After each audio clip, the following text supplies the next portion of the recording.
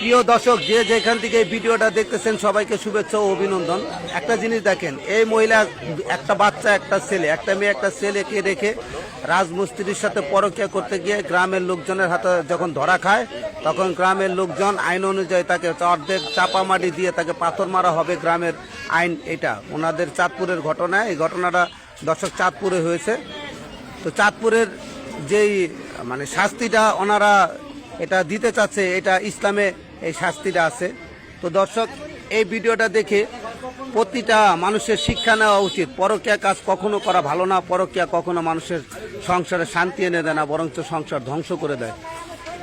তো প্রিয় বন্ধুরা, সবাই এই ভিডিওটা একটু লাইক দিবেন, শেয়ার করে দেবেন, কমেন্টে ভালো মন্দ জানাবেন যে বিচারটা আর কি ঠিক আছে কিনা। আমার মতে ইসলামিক দৃষ্টিতে এই বিচারটা গ্রহণযোগ্য এবং হাদিসে এই বিচারটা আছে। তো ধন্যবাদ। আমি সাংবাদিক আব্দুর রহিম আপনাদের কাছে বিদায় নিচ্ছি। আসসালামু আলাইকুম।